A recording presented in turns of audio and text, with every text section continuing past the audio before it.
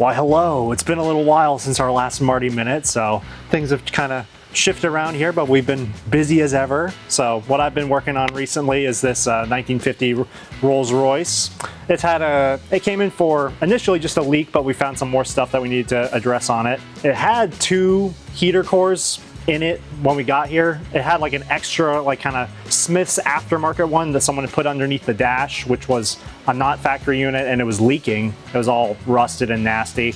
So we removed that one and then replumbed the kind of all the hoses in the engine bay to kind of go back to kind of the factory routing locations, so it'll work better for the original heater core, which is mounted up under the seat. And that unit, it wasn't kind of working in the car, so we had to pull it out.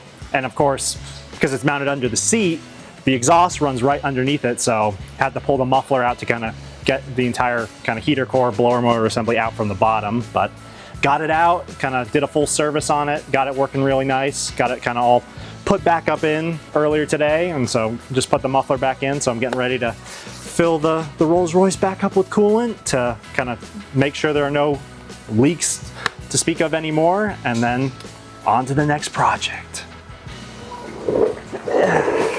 All right, from big to small, this is another project I've been working on. This is a 1960 Austin-Healey, and it has some modifications. It has this Judson kind of period supercharger that was on it, but due to it having the Judson supercharger, it had wow, it was blowing head gaskets because it's just putting too much kind of boost through the engine, because I don't know, it was a bit of a weird kind of thing where it has high compression pistons and then they put the supercharger on it. So we're kind of working to address some of those issues, kind of really shore up the system, kind of make sure that it's nice and strong to kind of take all the power from this bad boy.